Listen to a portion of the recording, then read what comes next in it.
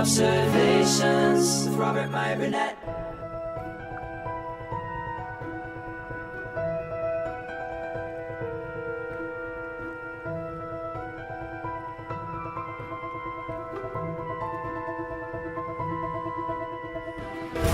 Well, greetings, imagination connoisseurs. Once again, it is I, your Duke of Dope Discourse, your master of fun and wonder, your viceroy of verisimilitude, your sommelier of sci-fi and cinema, your archbishop of Banterbury, your evangelist of the imagination, and, of course, your existential Mr. Rogers. That's right, Robert Meyer Burnett, me.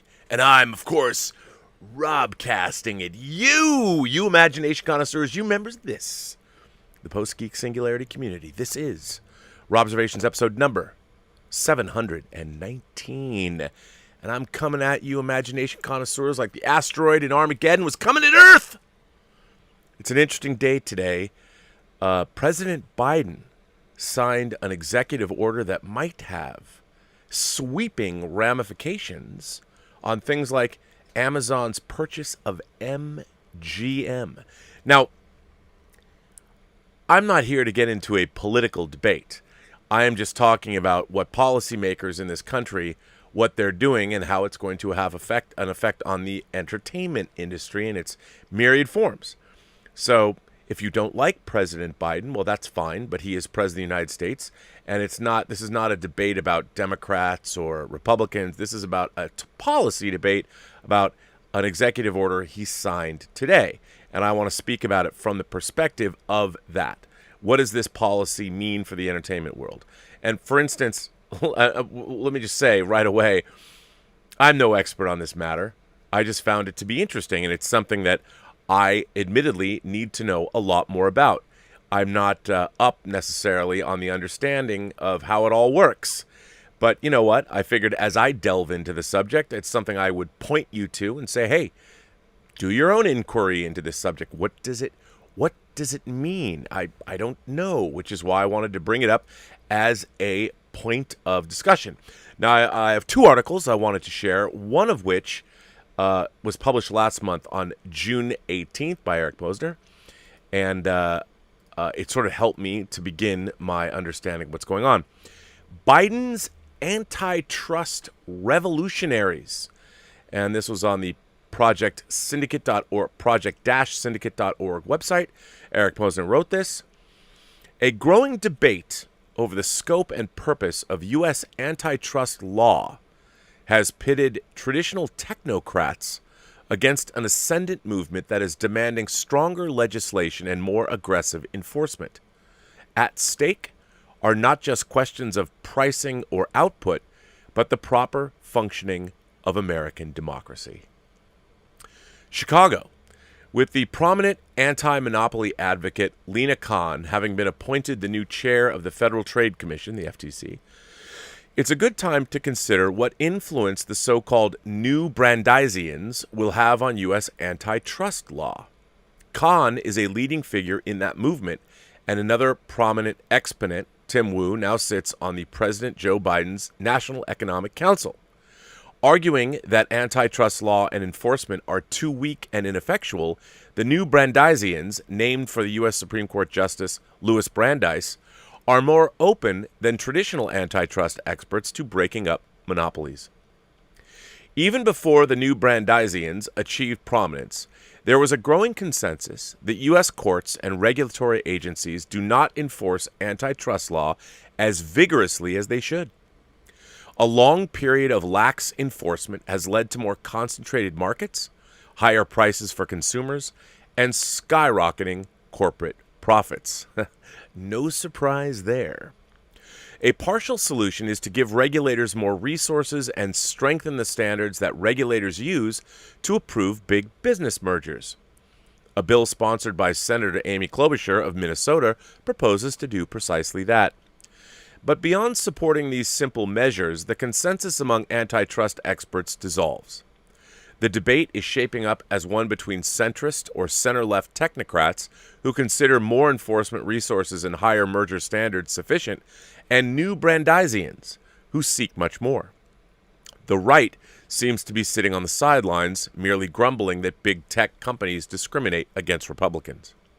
For their part, the technocrats are committed to traditional antitrust analysis, which weighs the benefits of market competition against the advantages of size. They believe that firms should be allowed to grow by offering superior products and services, even if they end up dominating markets. Mergers should be permitted as long as they generate economies of scale that outweigh the anti-competitive effects. The new Brandeisians draw their inspiration from the anti-monopoly agitation of the Gilded Age. Late 19th century populists and 20th century progressives like Brandeis were not primarily concerned with efficiency, nor did they distinguish carefully between the effects of monopoly on prices, wages, competition, and other economic variables. Their argument was that the robber barons, men like the oil tycoon John D. Rockefeller and the steel magnate Andrew Carnegie, and their companies were simply too powerful. Their political and economic power were inconsistent with democratic self-government. It was this problem that antitrust law was meant to solve. In the new antitrust debate, big tech is the flashpoint. When the technocrats look at that sector, they see firms that offer superior products and services at low prices, or even at no price at all. Business practices that raise antitrust concerns can be handled under prevailing standards and should be condemned only after proof that, despite appearances, they raise prices. But the new Brandeisians see the recurrence of Gilded Age monopolization and insist that while the harms are not recognized by traditional antitrust analysis, they are harms just the same. One such harm is political interference. Monopolies no longer dole out bribes to legislatures as they did in the 19th century, legislators as they did in the 19th century, but big tech clearly exerts substantial influence on U.S. politics. Democrats are seething that the Russians used Facebook to propagate misinformation before the 2016 election, while Republicans complain that Facebook and Twitter kicked Donald Trump off their platforms. Depending on how you look at it, YouTube either spreads conspiracy theories or censors legitimate political dissent. Another concern is perceived unfairness. Google supplies search results that include listings for Google-owned products and services. The Apple App Store sells Apple apps that compete with third-party apps. Critics argue that these and other companies have taken advantage of information they obtain from competitors who use their platforms to give their own products and services a competitive edge. Yet another problem is the loss of consumer autonomy, stemming from the fact that big tech knows everything about us, from our shopping habits and our search histories to our medical records and personal communications. Never before has so much been known about so many people. In authoritarian countries, this information is shared with the government. In the U.S., not so much, but it is shared with other companies and often falls into the hands of hackers and other bad actors. Worse, some tech companies have used their engineering prowess and psychological know-how to addict and manipulate users. Finally, the big tech companies are seen as a threat to a diverse, textured internet economy. Many people lament the loss of quirky online offerings, which have been replaced by the drab monocultures of Facebook, Google, and Apple. The suddenness of this change helps to explain why people were once so upset when Walmart moved in and destroyed many small town central shopping districts. While prices fell, a unique, often beloved local economy ecosystem was lost. Now many towns are plowing taxpayer dollars into downtown revitalization efforts, using public funds to recreate amenities that the public valued and that the market destroyed. Against this backdrop, traditional economists argue that antitrust, a technical area of the law concerned with economic efficiency, is not the solution. Threats to small towns or larger democratic and economic values are better addressed with campaign finance laws, zoning laws, health and safety regulations, and so forth. There is much good sense to this view. If we replace antitrust law with an all things considered judgment about the good and bad that any large firm may do, regulators and courts will flounder and political considerations will intrude. It would be better to address the pathologies of the tech market with well-defined legislative reform. But the new Brandeisians would counter by pointing out that big companies can use their political power to obstruct those very reforms. After all, the tech giants have already opposed privacy and data protections and regulations of corporate speech will go nowhere with the current Supreme Court precedents that protect it. Remember, the main 19th century worry about monopolies was that they wielded too much political power. If you cut them down to size, perhaps they won't, allowing democracy to flourish. Antitrust law is the only existing tool in U.S. law for converting a big company that has too much power into a bunch of small companies that don't. Now, I wanted to read that article as sort of a primer to what happened today. Now, here's my feeling about all of this. We're living in a science fiction world. And if you're a science fiction aficionado and have been reading science fiction literature, as I have since I was a little kid, one of the great, or if you've only watched science fiction movies, I mean, I can't help but hark back to the movie Rollerball from 1975. No, not the one with that kid from American Pie that John McTiernan directed. I mean, the original Norman Jewison directed Rollerball that stars James Caan and Maude Adams and John Houseman. And that movie depicts a corporatized America where corporations basically run the world. The Energy Corporation of Houston is one of the most powerful on the planet. And of course, I mean, we're looking at a film that is now, 46 years old? And it was a cautionary tale that no one heeds. 1984, Brave New World. They become more and more prescient as the years go by. And all of this information was out there. And I think that one of the great failings of our society, if there is a great failing of our society, and I think there is, and the biggest failing is that profit, money-making, has become the single greatest pursuit of our modern age. But what I feel should have gone hand in hand with that is also the pursuit of quality of life. Now, people would say to you, well, Rob, when you're rich, you can have any quality of life that you want. Yes, but the problem is we live on a planet where not everyone's rich. And a rising tide raises all ships. And we have to start thinking about, look, if nothing else, there's people, if you take a cross-section of people, all those people have different levels of ambition to achieve. Some people just want to live a quiet life. You know, they want to tend to their garden, they want to raise their children, they want to have their day job, but they really want to come home and live in peace and quiet. They're not necessarily ambitious the way the captain of industry is ambitious. So should a person who wants to be that way be penalized for not wanting to be a cutthroat capitalist? I don't think so.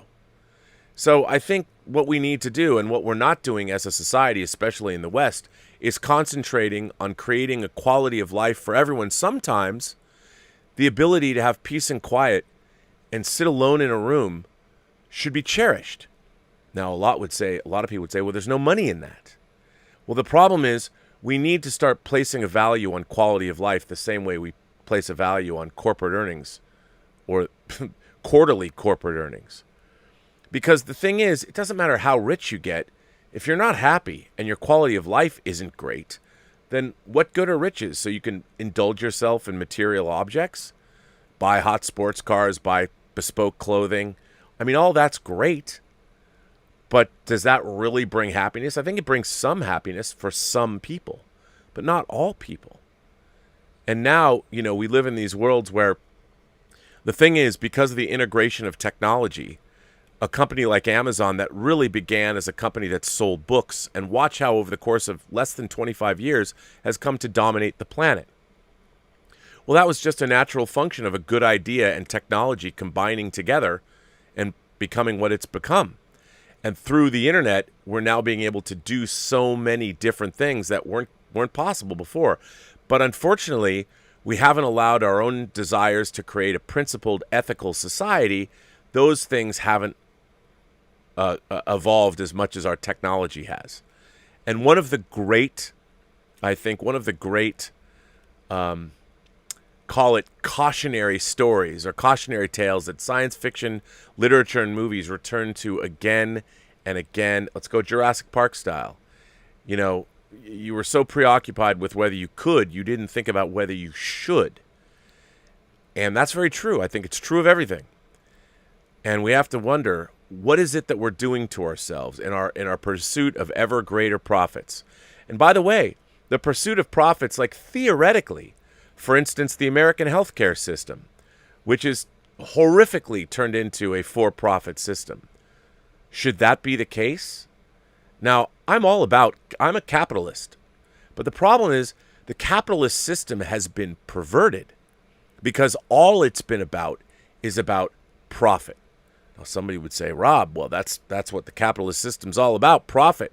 Well, yeah, on one hand it is. But on the other hand, you can't have a political or an economic system that's only providing one part of what a system is supposed to be. The other part of that has to be that it has to also benefit the way of life for all people that exist within that system. And we're not doing that. I mean, the subprime mortgage crisis, profit. Nothing, money is the root of all evil. I wouldn't say money is the root of all evil. I would say the idea of profiting is money is just money. It's the way money is used that becomes evil. And I'm no economist, and I'm no social scientist.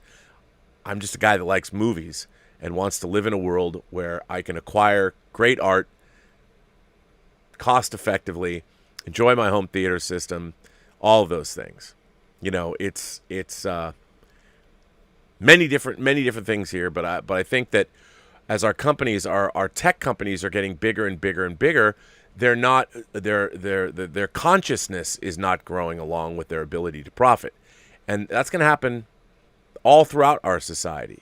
Because what do we care? Where's the profit in an ethical, more just and verdant society?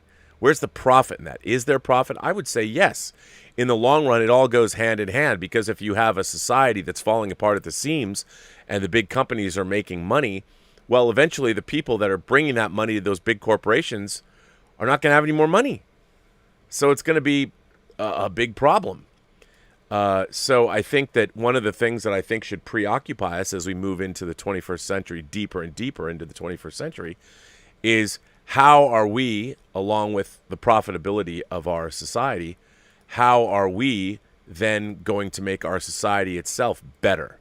Sure, we can become rich, but how are we going to make our society a better place to be? I think that's a question that should preoccupy us, because we're going to be dealing with it in many, many, many different ways. And I don't presume to have the answer. I'm just bringing you this information today that I found to be, interesting. Now, what else? What else did I find interesting about all of this? Well, of course, today, President Biden signed an executive order. And I found that executive order relatively interesting. And I wanted to read what happened, what President Biden did today to add to all of this. And what happened was, let me just get this article queued up, so locked and loaded. Let me make it a little bigger so we can all read it together. Put it in there. So here it is. Here's the article. It's in Deadline. And why was it in Deadline? Because this affects the entertainment business. Joe Biden signs executive order calling for greater antitrust scrutiny just as tech and media giants seek merger greenlight, a la Amazon buying MGM. And here is everyone signing this order. And this was updated at 11:04 a.m. And this was written by Ted Johnson. It appeared today in Deadline. With the DOJ FTC announcement that merger guidelines will be reviewed, Joe Biden signed a wide-ranging executive order, signaling that his administration will take an aggressive stance toward antitrust enforcement, with calling on federal agencies to take more than 70 actions to counter the wave of consolidation across the economy. Standing with Biden as he signed the executive order was the new chairwoman of the Federal Trade Commission, Lena Khan, and acting chairwoman of the FCC, Jessica Rosenworcel, along with Attorney General Merrick Garland. The order not only calls for stricter antitrust enforcement, but even a review of mergers that have already gotten the government green light. Quote, "Let me be clear. Capitalism without competition isn't capitalism." It's exploitation, Biden said, as he suggested that he wanted to shift direction from the way that antitrust laws have been interpreted in the past 40 years, rooted in the idea that proposed business consolidation should be evaluated on the way that they impact consumer welfare. Seems reasonable, but Khan and others have argued that such an approach has helped allow companies like Amazon and Google into trillion-dollar behemoths as they operate at such a scale to offer lower prices or their services for free. Khan and Richard A. Powers, the acting DOJ antitrust chief, issued a statement announcing that they, quote, plan to soon just jointly launch a review of our mergers guidelines with the goal of updating them to reflect a rigorous analytical approach consistent with applicable law. We must ensure that the merger guidelines reflect current economic realities and empirical learning, and that they guide enforcers to review mergers with the skepticism the law demands, they said. The current guidelines deserve a hard look to determine whether they are overly permissive. What will be the impact on pending media mergers? After Amazon announced plans to acquire MGM, lawmakers quickly criticized the deal as a further extension of the tech platform's reach and have called upon federal regulators to take a close look at the transaction. But the relative size of the studio, especially compared to Hollywood's major studios, has raised doubts among a number of antitrust experts that the government could win a court challenge should it sue to block the deal. Amazon has pointed to other recent far larger mergers, like the Walt Disney Company's combination with much of Fox, that got the government green light with relatively little turbulence. But I would point out there that Walt Disney is not Amazon. Getting far less attention on Capitol Hill is Discovery's proposed merger with Warner Media, in part because it unwinds a transaction that was challenged unsuccessfully by the Justice Department, the AT&T combination with Time Warner. Biden has yet to name a new chief of the Justice Department's Antitrust Division, which will give an indication of how major mergers will be reviewed. Biden also singled out cable and telecom companies as targets of some of his proposals, as he noted that 65 million Americans are in areas with only one high-speed internet provider. His executive order calls for a ban on such things as excessive early termination fees and ending landlords' exclusivity agreements with just one internet provider. By the way, I am wholeheartedly in favor of this. I think that there should be competition. Obviously, capitalism is all about competition. And when there's only one internet service provider, that absolutely defines monopoly. And it doesn't give consumers a choice.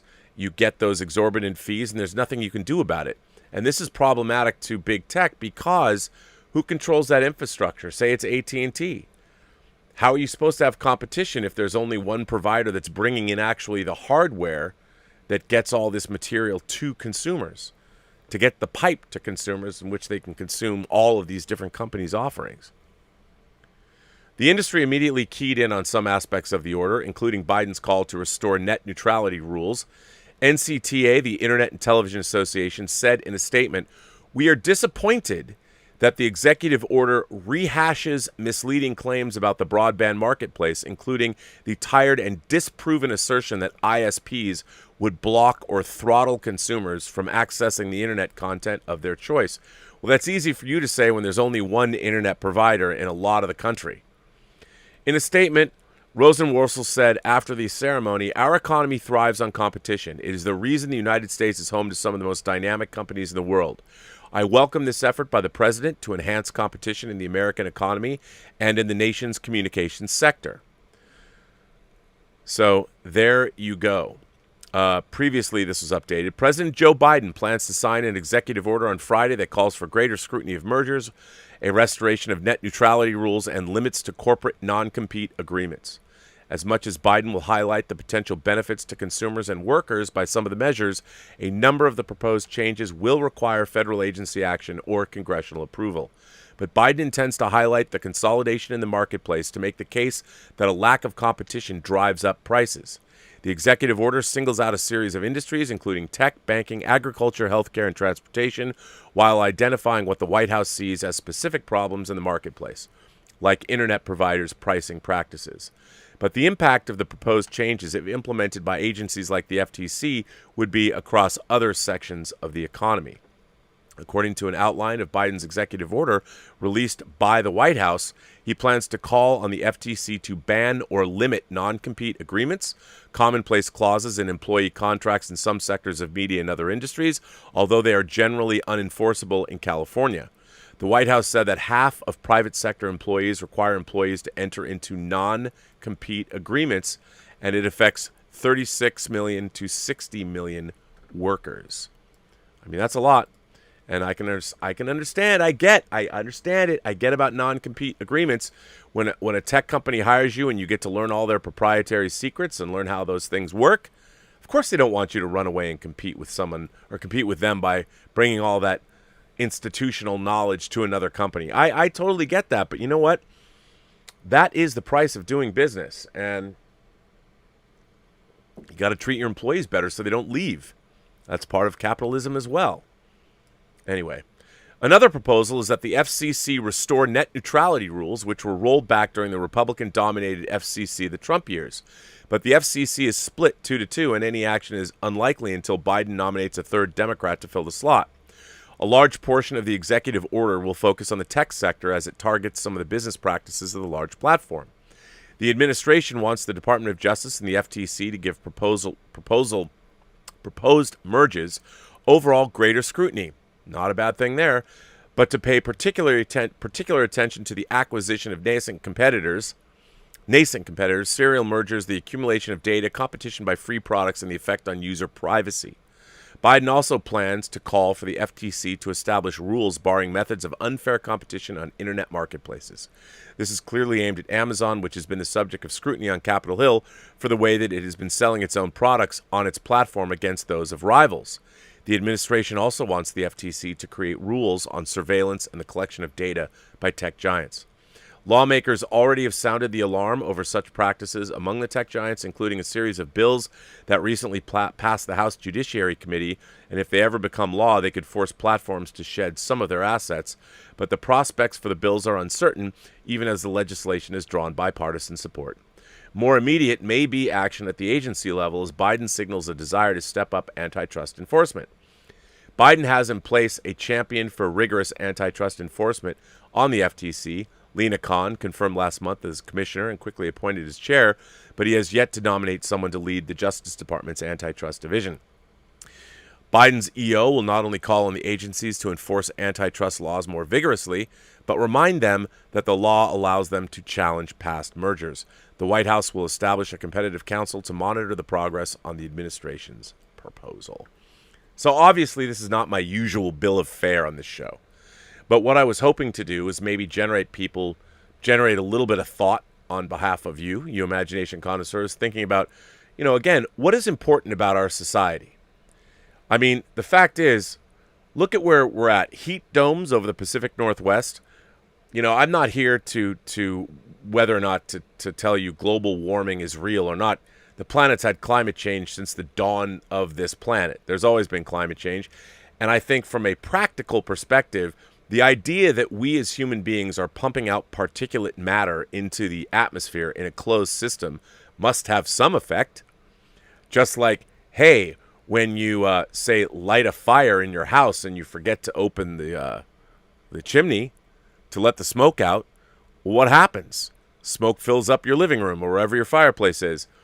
Well, outside, let me tell you, people, outside doesn't go off into Never Never Land. Our planet, our atmosphere is basically the inside of your chimney. And it doesn't open anywhere. Whatever we put into the atmosphere stays there. Whatever we put into the groundwater, it stays there. It doesn't go anywhere. The water on this planet has been the same water that has been here and recycled for billions of years. We live in a closed system. So the idea that our particulate matter that we spew into whether it's carbon monoxide, whether it's ash, whatever it is, the idea that it doesn't affect the planet at all is ludicrous. Now, how much it affects the planet, open for debate. I'm not a climate scientist. But, plastic in the oceans, is that a good thing? No. I always go back to my example. Would you leave your kitchen 10% dirty, like a stack of dirty dishes, like filling up 10% of your kitchen? Would you do that? Why not? One, it would smell. Two, it attracts bugs. it would create its own ecosystem of disgustingness that you don't want in your kitchen. But the idea that, out of sight, out of mind, what do I have to worry about it? Who cares if plastic goes into the ocean? Well, the ocean is the very beginning of our own food chain. So the idea is that there's plenty of evidence all around the world, but yet, is it economically viable to help the environment? Is there profit in it? Well, I think there's profit in human life expectancy. We want to keep that going. But that's what I think about this idea. Look, Amazon started out as a company that sold books, 25 years ago, and it grew. It grew based on the fact that consumers liked it. But you know what? At the time, no one understood where Amazon would grow and become, because at first, hey, look at Amazon. It's great. I loved it. I still love Amazon. I'm a huge Amazon fan. But there's so much Amazon can do that it couldn't do when it first started. And I think we should always be ever vigilant. We should always understand that, okay, like as we unlock the human genome further and we're able to make changes to DNA, or it goes back to Jurassic Park, just because you could do a thing, you didn't think of whether you should do that thing. And I think that should I'll tell you something. One of my favorite series of books, and I've talked about it before, my favorite series of science fiction books is David Gerrold's War Against Tor. The Tor. C''Thorr, something like that. The first book's called A Matter for Men. Why I love this book. It's a great science fiction. It's very Heinlein-esque science fiction combined with horror, really. And the premise of the book is that somehow an alien ecosystem, millions of years, maybe billions of years more advanced than ours, has taken root in the equatorial sections around our planet, and it is moving outward. And it is brought with it from the submicroscopic level all the way up to creatures. It is literally transforming the ground beneath our feet out from under us. And the first thing that this ecosystem did, the first way it manifested itself, was a global pandemic that made SARS look like a picnic and killed millions, if not billions, of people. And then watching the Earth being transformed. I mean, I've always said, I would love to make a TV series out of this. I've always said that basically, imagine if global warming had teeth. That's what this series is about. And part of it, the books show how humanity had to change its modes of thinking and behavior in order to save itself. That before we could even begin combating the onslaught of this threat, humanity had to fundamentally change. And it's very interesting. And the book is fascinating on a number of different levels. Unfortunately, David Gerrold's only written 4 of the proposed 7 books. And he stopped writing them 25 years ago. But I'll tell you, very, very compelling stuff. And I think I always have that in mind. It's like, okay, here's how we're going to make more money this fiscal quarter. Well, that's great, but shouldn't at the same time profitability also include quality of life? Because after all, we're all living here on this planet, and there's a lot of time where, well, once we have our home and our food and our belongings, I mean, how else do we enhance the quality of life? That's why we have parks, and that's why we have art, and that's why we have all of these things, And I just think this is an important thing. Should Amazon be able to buy MGM? Well, I've got my own thoughts on that. I would say possibly yes, because they can make more shows and keep the MGM brand going. But in the long run, I haven't done some study about how it's going to affect us moving forward. Did I think Disney should buy 20th Century Fox? I did not. I wish they didn't, because I love 20th Century Fox, and hopefully Disney will to me, it was counterproductive. I mean, they want the library, but the 20th Century Fox brand will go away. That was kind of a bummer. I didn't necessarily like that. But, and again, I am no sociologist. I'm no historian. I'm just more about common sense. And I've read a lot of science fiction. And there's a lot of dystopian science fiction about this very thing. Whether you're talking about genetics and Gattaca, or you're talking about corporations running a world as we saw in 1975's Rollerball. Crazy stuff. But anyway, Ruben Hilbers is here. Ruben has written a letter. Ruben says, "Hi, Rob, and the Post-Geek Singularity. Before I begin, grab your caffeinated drinks, people. It's going to be a long one. I also want to say that this letter is totally Willow Yang's fault. Her excellent letters have inspired me to dip my toe into the deep waters of writing reviews. This dipping will take the form of several predictions, starting with The Bad Batch. Without giving any spoilers, I can say that in my opinion, the relationship between Omega and Wrecker has seen the most time and effort invested into it. And like any investment, the people who have done so will probably want the biggest dramatic payoff possible. On top of that, evil empires tend to murder innocents. That's why they're evil. And once you get to know him, Wrecker is the most childlike and thus innocent of Clone Force 99.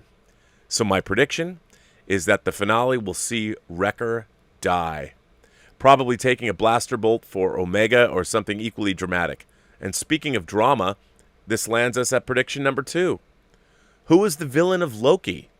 My guess? Loki. But not just any Loki, a composite Loki.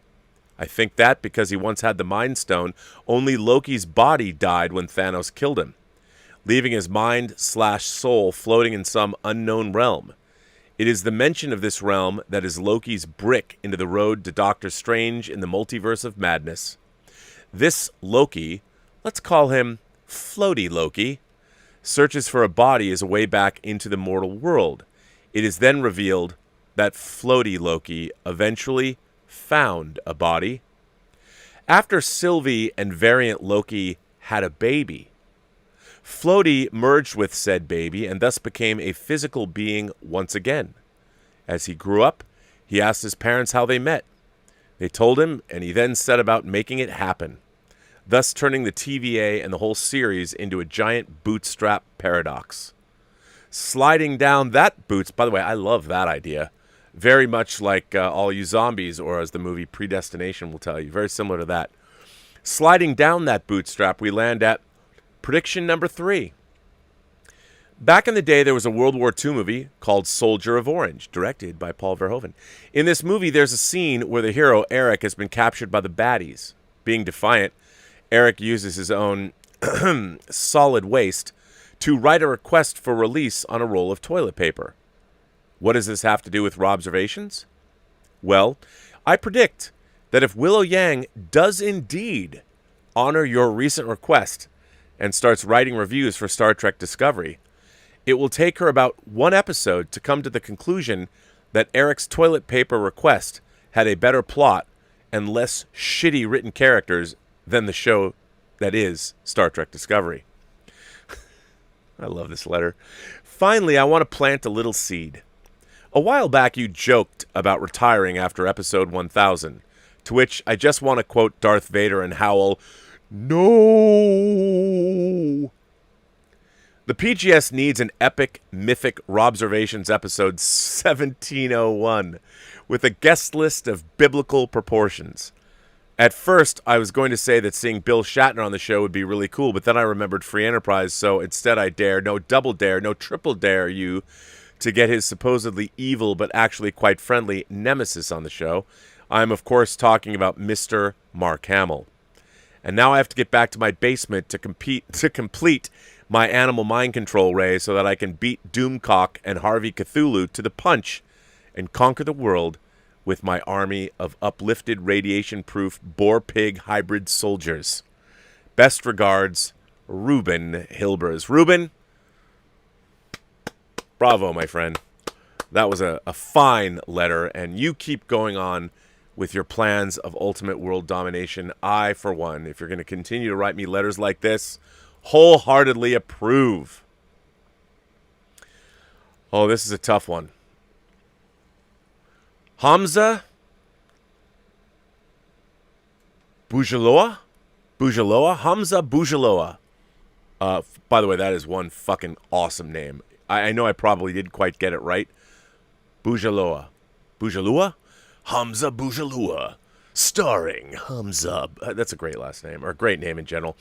Hi, Robert. Long-time listener of the John Campea Show and recent viewer-subscriber to the Burnettwork YouTube channel.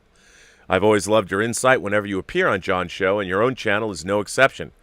I loved the video you did the other day on Lord of the Rings at Con. As a filmmaker in my very young career, and seeing as you have directed your own film and have been involved in the industry for many years, I have to ask you, what happens when an actor gets sick during a shoot? Ooh.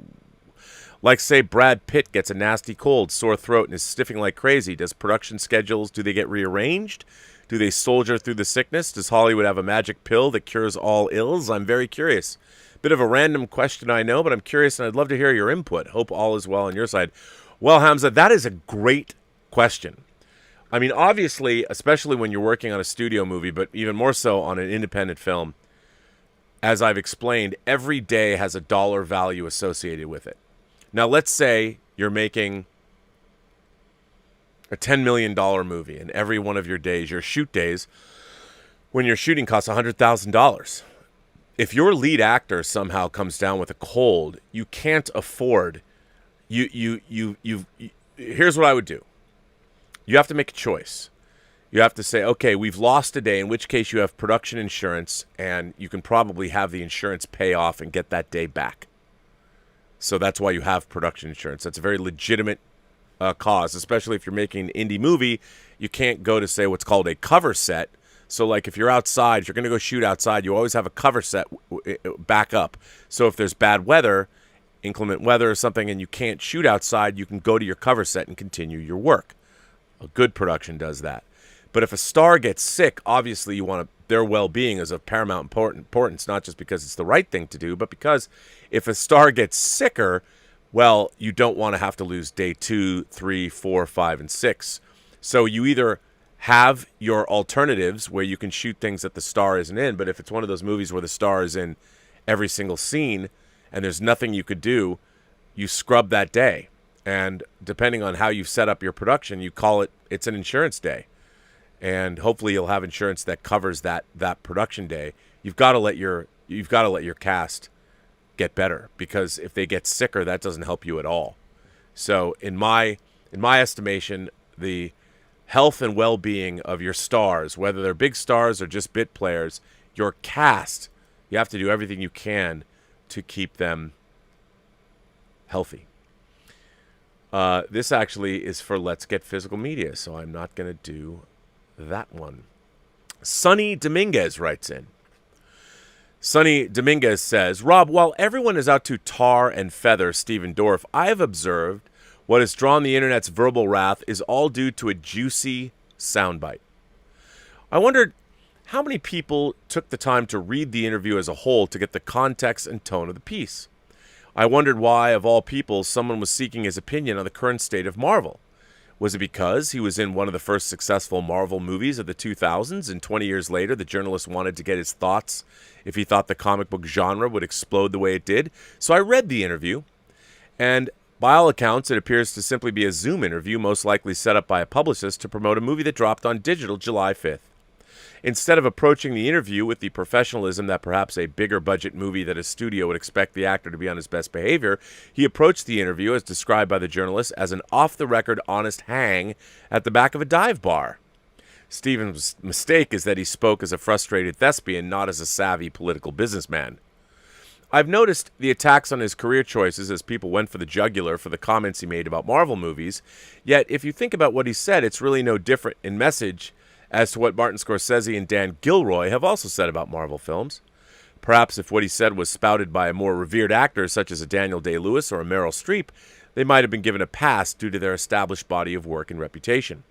As the article goes to point out, Vanity Fair once did a cover featuring Stephen, Will Smith, Leo DiCaprio, and Matthew McConaughey, proclaiming them future stars of Hollywood. Problems is Stephen Dorff never got close to reaching the heights of the others, much like a failed Rookie of the Year prospect. I am simply offering a perspective that as a fellow actor who has as witness some brilliant artists who have also have self-destructive, rebellious tendencies, I don't agree with Stephen's comments because I just got in from watching Black Widow, and I must say that it's the best performance I've seen Scarlett give in a Marvel movie yet. I will say no more, but I do think some people need to take a second to chill on the Stephen Dorff hate, solely because why is the fandom giving so much importance to a man who simply offered an unsolicited opinion? He can try and yuck my yum all he wants. It's only when I give his words power does it affect my experience.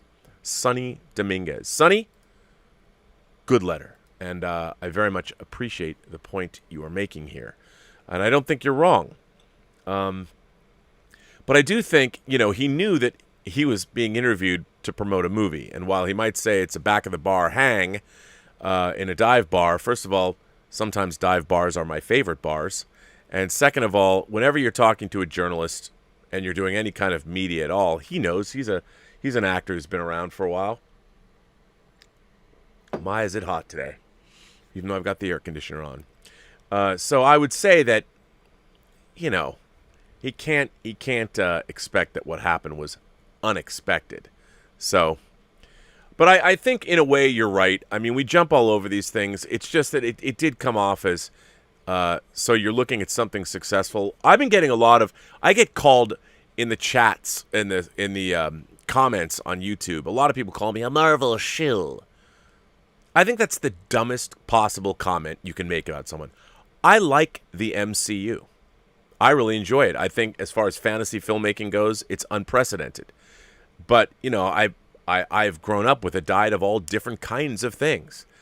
Someone says, hey, Rob, how come one of your favorite science fiction films of the 70s is a Chinese knockoff of Ultraman called The Super Inframan that the Shaw brothers made? Why do you love that movie so much? Because it's got a verve and a wit and a sense of fun about it. And the main villain is a hot Chinese woman named Princess Dragon Mom. And she controls a lot of men in the suit demons from the bowels of the earth. Do I think that it's high art? No. But I love the Super Inframan. I have an American one-sheet hanging in this house.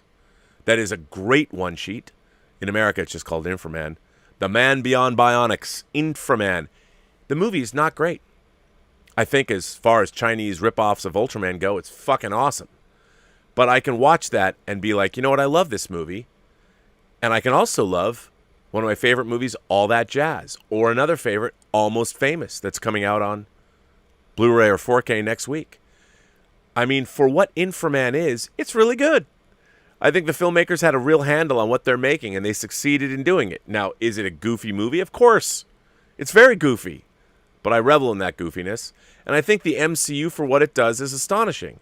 And I think what's so weird is everybody treats, I guess, the MCU like it's Lawrence of fucking Arabia, but I don't think it is. I think the MCU is doing what it's supposed to be doing. A friend of mine, a producer of some renown, wrote me yesterday and said, why do you defend Loki so much? It's terrible. Well, I think Loki's just different. Is it terrible? Do I think it's great? No, I don't. I don't think Loki's great. I find it interesting, though. And I don't know where it's going to go. I don't think it's entirely satisfying, but we'll see where it winds up. If it sticks the landing, it becomes an interesting show. Just like there's been a lot of interesting movies I don't think are entirely successful, but I like them. So we'll see. But I'm not a Marvel shill because I like the Marvel Cinematic Universe. I like the Marvel Cinematic Universe because I like it. As somebody who grew up reading Marvel comics, I find it a kick in the pants to see what they've done with it. The special effects, the actors, the costumes, the realization of the Marvel comic universe into cinematic form. I love it. I have a really good time with it. And even when it's not the best, I'm still enjoying it. I'm not a Marvel shill. I don't get paid. And by the way, Marvel, if you want me to be your shill, please, I will say anything you want. Pay me lots of money. If nothing else, you don't even have to pay me money. Just give me a steady diet of Hot Toys figures, and I will say whatever you want me to say. No problem. Because it ain't show friends, it's show business, right? Keith O'Neill is here. Hey, grand poobah of pop culture. Ooh, I would like that. If someone's going to make me a piece of art, the grand poobah of pop culture. I don't even know what that looks like. I will put that up at the front of this show along with all this other artwork people have made. You think I did this? No. You think I did this? No. I didn't do this. You think I did this? No. Our own Mark C. did this of me before he passed away, and his sisters found this in his stuff. So this will stay. This will never leave. This is my evangelist of the imagination. This is my tribute to Mark Chure, the official toxic fan of this channel, even though he was anything but. And of course, this was made for me too. So there you go. If you want to make a piece of artwork the grand poobah of pop culture. I will add it to this great pantheon of fan art of me. Anyway, hey, grand poobah of pop culture and the rest of the Post-Geek singularity. I just saw the newest episode of Robservations where Barry Diller declared, quote, "The movie business is over." You touched on how many movies Netflix and Amazon bombard us with each week, and it got me thinking. I realize I might be in the minority when I say this, but is it me? Or are movies not that special anymore and lack the certain pop culture impact they used to have? Now, we have to put 2020 aside, discussing this for obvious reasons, but to me, the last movie the general public were really excited to see was The Rise of Skywalker and Avengers Endgame before that. Remember the buzz both of these movies had before they hit theaters and after? Going further back for examples, The Dark Knight Rises, The Force Awakens, X2, X-Men United, Spider-Man, Men in Black, Independence Day. I don't sense that anymore, even online with the big movies released in 2021 and theaters opening back up at 100% capacity in some states. Spiral, The Book of Saw, and A Quiet Place 2 were essentially blips on the pop culture radar.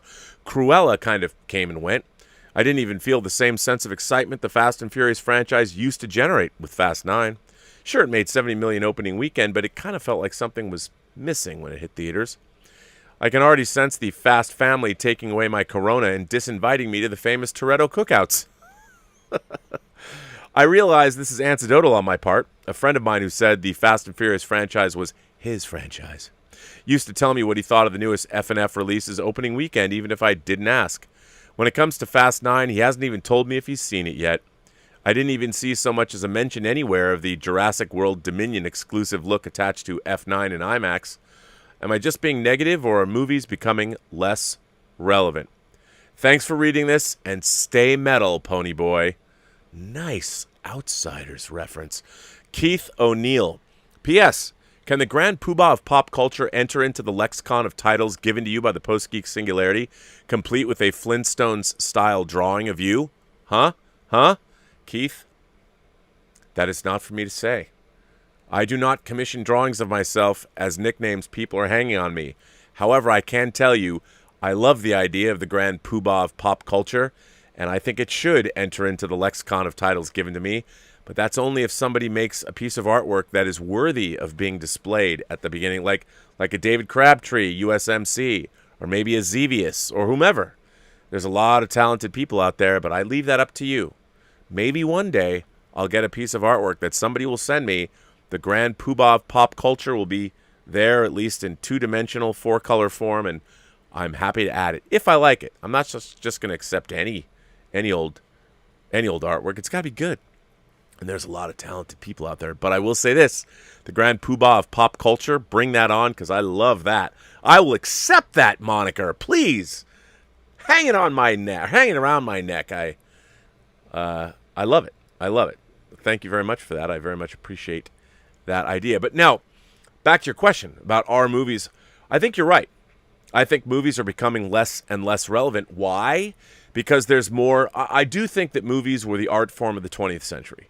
I really do. The thing is, there's really nowhere for movies to go, because if they turn them into things like a choose-your-own-adventure deal, they're not really movies anymore. I think where we're going to go is, in the future, we're going to go to a combination of virtual reality and cinema, gaming and drama. And I think that movies are going to start to take the form of, I mean, imagine already, what if you're playing Red Dead Redemption, or you're playing Mass Effect, or you're playing Halo or something, or you're playing Ghost of Tsushima. Pick your game. You know, it's like you're the third person, you're the god looking down on your character. But eventually you're going to be that character. You're going to be surrounded and using, whether, I don't know, stagecraft technology. I have no idea what's going to happen. It's going to be holodeck-esque. It's going to be amazing. And you're going to be at the center of that drama. And you'll be able to actually be the protagonist. And when that happens, I think a lot of people are always going to love drama, because people love storytelling. But I think as a pop culture force, there's so many things out there to watch now that there's nothing dominant. Like when Endgame came out, it was the only game in town, really, but now there's a million different things, all different kinds of stuff dropping here and there, and people now are blown apart. Everybody's watching their own things. You know, they're watching great stuff, and everybody's watching. There's no unifying force anymore. It's like radio.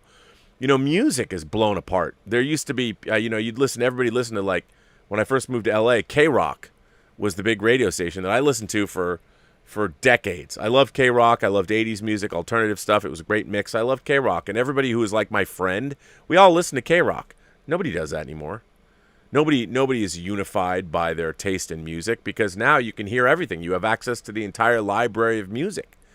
So you're not defined by what's new on the radio. I mean, some people are. I think youth still has like, hey, you know, when something drops, if a Billie Eilish album drops, although not the new one, unfortunately for her, but she'll get back to it. Her and Phineas are very talented. But when a Billie Eilish album drops or she sings a song like Bad Girl, that's one fucking great single. Say what you want. But if you look at the pop singles of the last 30 years, Bad Girl is one hell of a great single.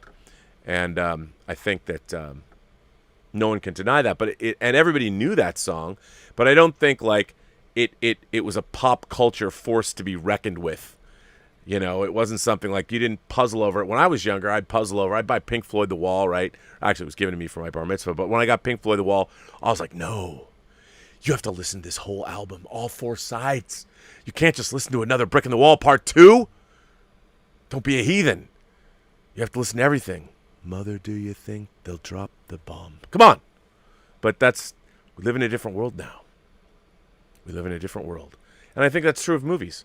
I think movies are less a cultural force. Everyone loves movies. But now there's so many movies, I think that people are looking backwards and they're looking at classic films. They're looking at all kinds of movies. And so there's so much pop culture, it's no longer the unifying force that it used to be, just because we have so much of it. I still think people love movies, but there are a few movies that are going to unify culture, except one. Tango Shalom. I'm just kidding.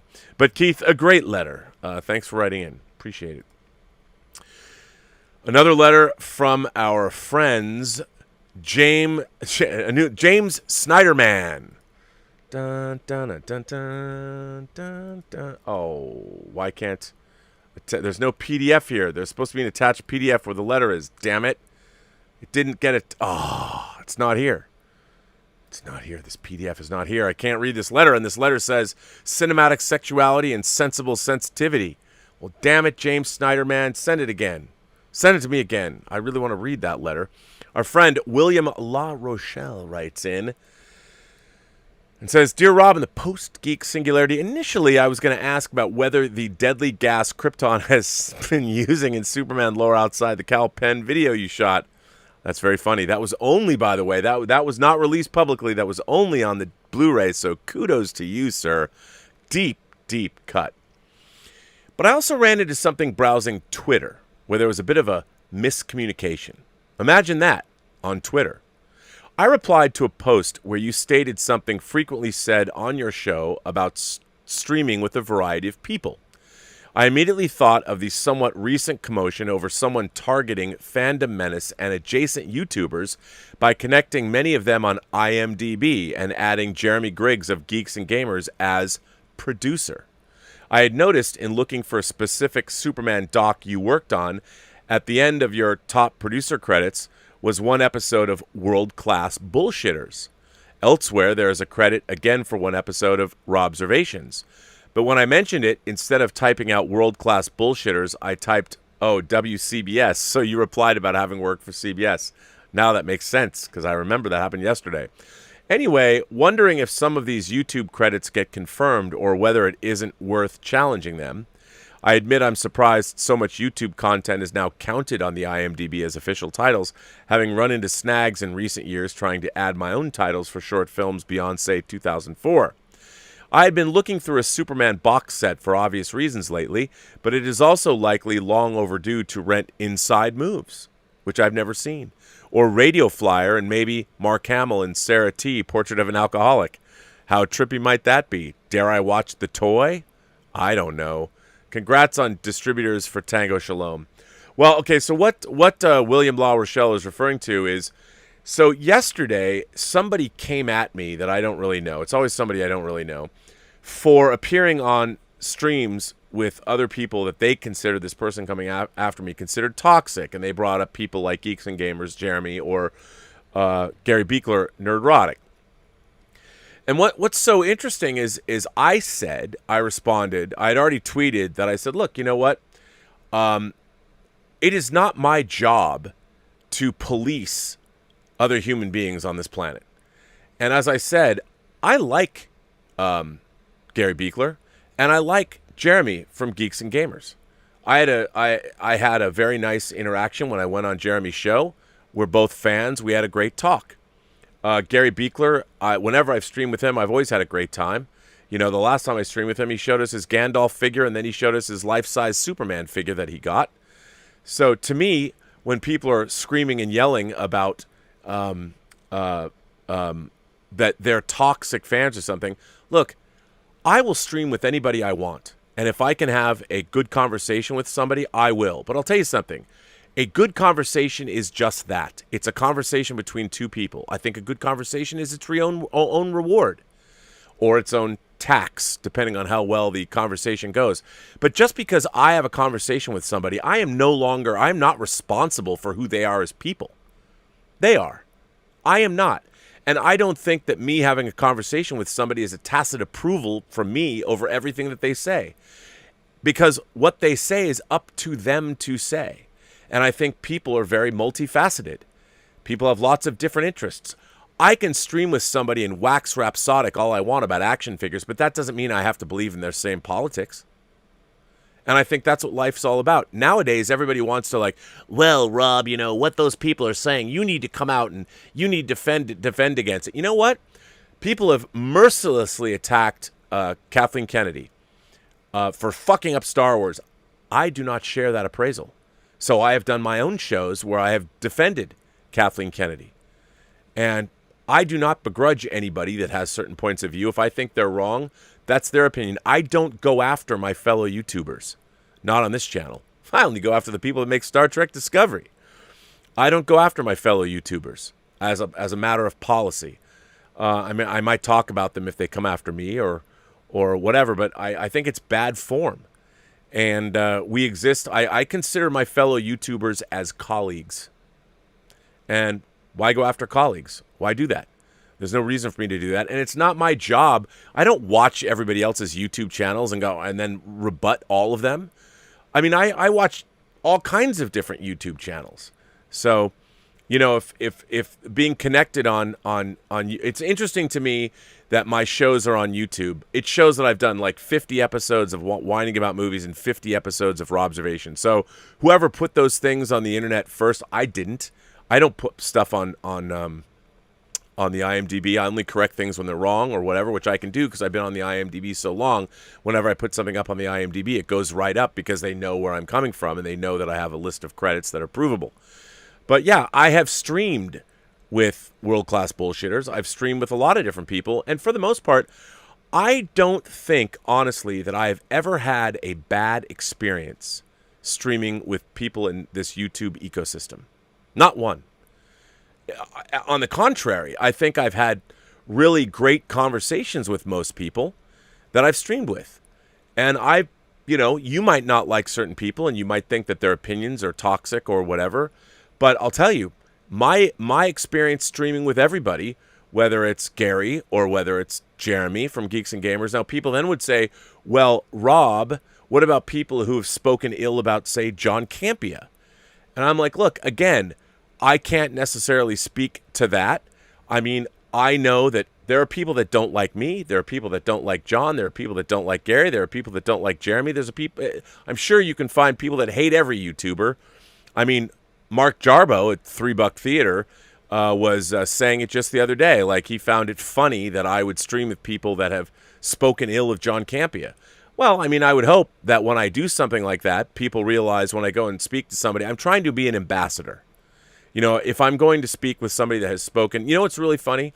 There hasn't been one. Every time I've streamed with somebody, this is true, this is 100% of the time, that has said that they always apologize to me and say, look, I know I've talked shit about John Campea, but then you know what they also say? They also say, but it was John Campea that got me inspired to start my own YouTube channel. I have heard that. That has been almost a universal constant. I have heard from more people that have been highly critical of John and highly critical of me. They have all invariably said that the reason they started their own YouTube channels is because they watched John Campea do it and they watched his videos about starting a YouTube channel. So I would say that. And I tell you, John Campea, has been an inspiration to me. You know, he was also somebody that was encouraging of starting my own YouTube channel and is still encouraging to that effect.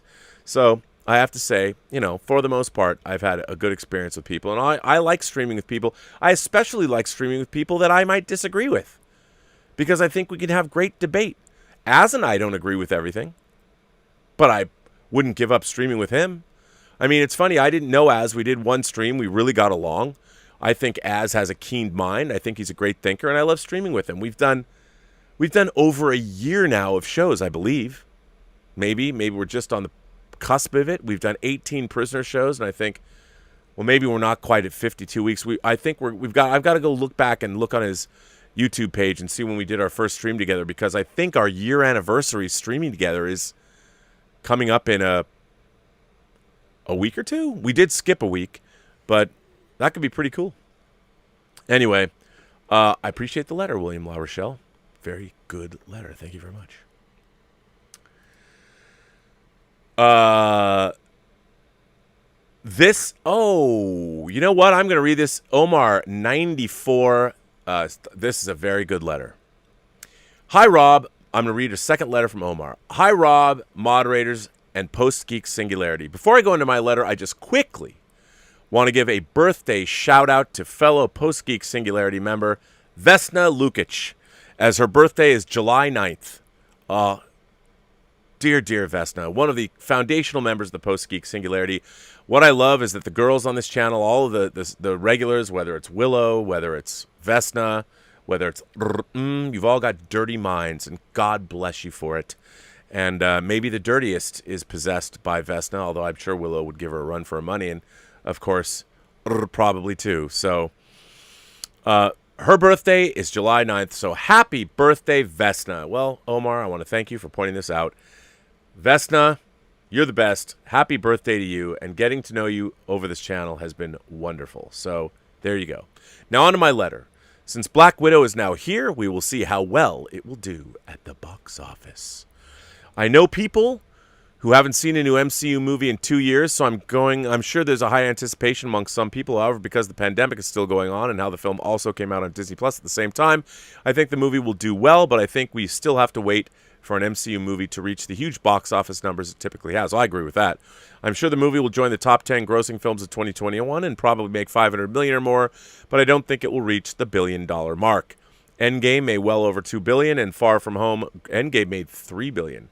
And Far From Home crossed the $1 billion mark, but those movies came out before COVID-19 and Disney Plus. However, I could be totally wrong, so we will see how well Black Widow will do at the box office. Well, Omar, you are correct, and I want to thank you for writing in, and thank you for reminding us all that it is lovely Vesna's birthday. How cool is that? Thank you for that.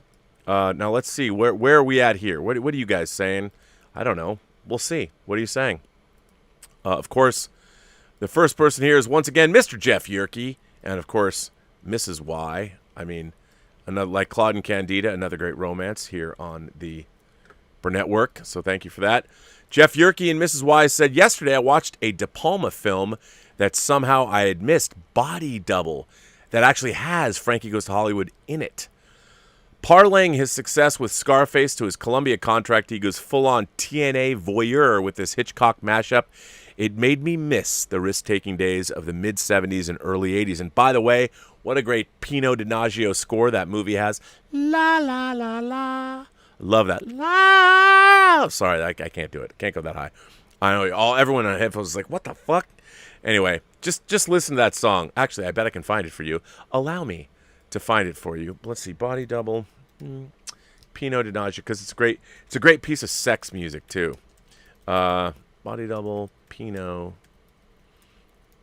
Yeah, you'll listen to this piece of music. It's I forget what it's called. Yeah, it's called Telescope, isn't it? Let's see. I think this is the piece. I'm waiting for it to. Oh yeah, here it is. I'm gonna put this in the live chat. I mean, come on. This is the song.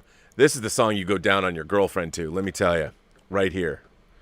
Or your boyfriend as well. I mean, depending on how you want to do it. It's just a song to go down on in general. And but bring your finesse game. That's all I'm saying. If you can't do it right, don't do it at all, because there's nothing worse than... never mind. What am I saying? So, listen to this music now. I'm totally into it. Everybody should play it right now. Turn it up, man. I mean, this is a great piece of Pino Donaggio music. Yeah, I'm just going to keep it on. I mean, you can't hear it because I'd get demonetized anyway, but man, this is a great piece of music. I love this song. Yeah, I hope you're all playing it right now because it is in the live chat.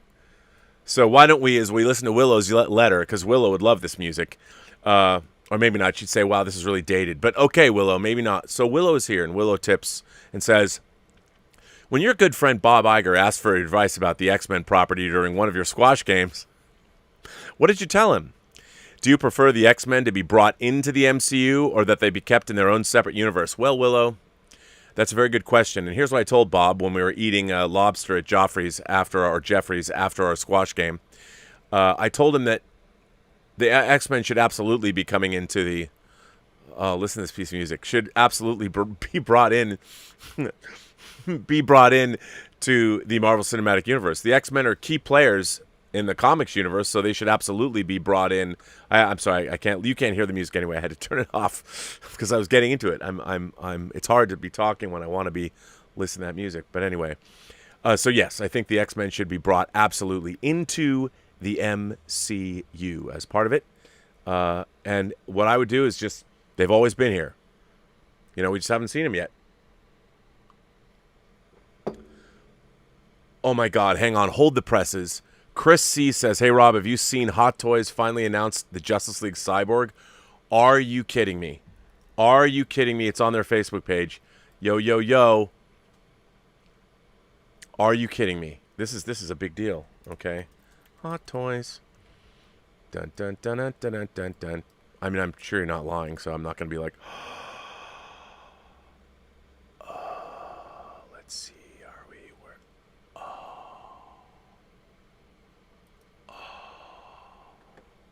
Holy shit. Oh my God. This is fucking dope as fuck. Man, now for those of you who don't know, I mean, I know it's Justice League, but wow, I gotta wait, hang on, let me get this. I gotta put this in the... Oh, this is awesome. This is breaking news, man. I'm very excited about this. I know everyone's like, oh, Rob, another Hot Toys, that's bullshit. But I love the new Teen Titans, okay? I love the new Teen Titans. That's where Cyborg was introduced. I know he's part of the Justice League, but for me, Vic will always be part of the new Teen Titans. That's where he belongs. But I'll take him as Justice League. But my God, do I want this. Wait a minute. Hang on a second here. Look at this. Oh. Look at that. Oh my God. Oh. Dreams come true today. Oh, my friends. I got to tell you, this is really,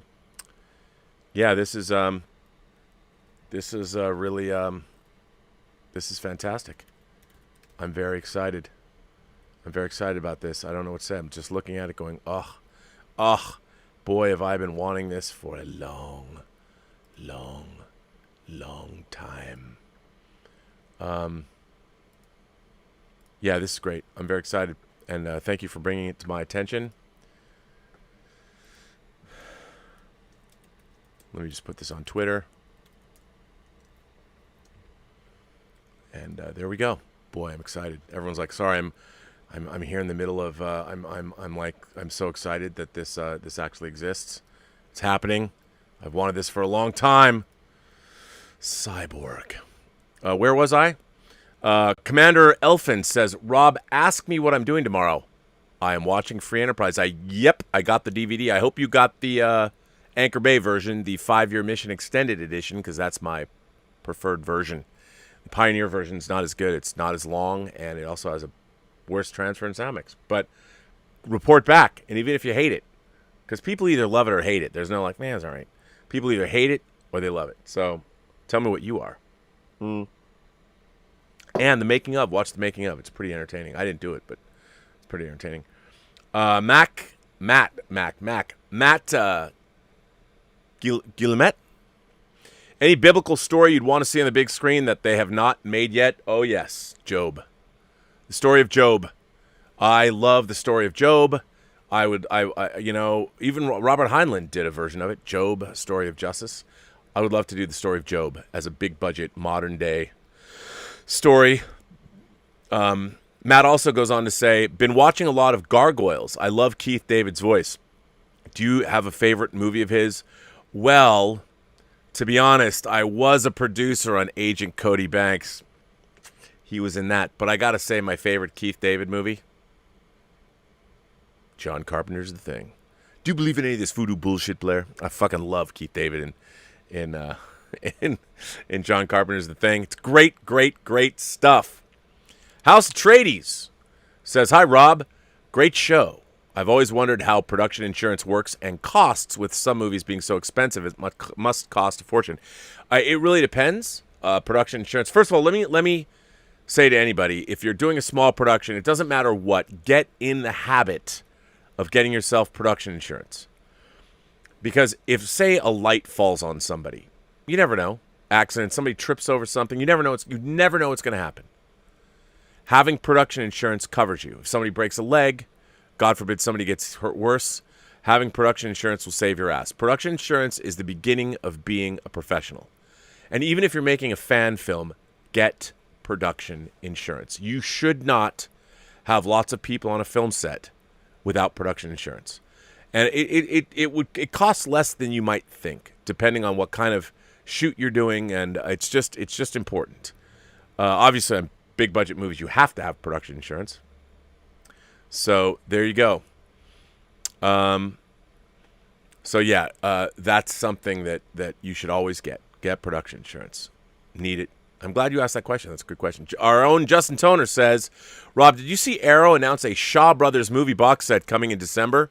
12 movies loaded with goodies. Amazing week for physical media. Might one of them be the Super Inframan? I haven't looked. But that's great, Justin. I'll buy that. Who you'll see tonight with me, my co-host, and Andre from Midnight's Edge will be on Midnight Metal tonight at midnight. We're going to get metal. Are you going to get metal with us? So that'll be fun. So, yeah. And Chris C. with his super chat announcing that Hot Toys just announced the Justice League Cyborg. My God. What a great day this turned out to be. Well, everyone, ladies and gentlemen, boys and girls, gentle beings, kind souls, however you identify across these 28 known galaxies, I'm going to bring an end to Robservations episode number 719. I want to thank everybody who generously supports the channel via super chats and tips. I want to thank you for everyone who what am I saying? Everyone who writes in letters. I want to thank you for those letters. Thank you for participating in this way. And of course, I want to thank my moderating staff, Louise X. Sparrow. Just say that name, Louise X. Sparrow. And Justin Toner is here. Who else is here? I guess, Justin Toner is here, even though he's writing chats too. It's amazing. I got my moderator sending me super chats. Fucking, how great am I? I'm a manipulator. I'm like David Koresh or something. Cult leader I am. I want to thank all of you for being here. I don't see anybody else here, but I want to thank you all for being here and doing what you do. So there you go. So come see us tonight. Where takes center stage and will be with Andre from Midnight's Edge talking about entertainment news. And on that note, I will say to you, every person you meet has a story to tell that you have yet to hear, and all you have to do is listen. And with that, I would say to everyone, Blackpink is in your area. But other than that, I would say, have a better day. And I will see you tomorrow.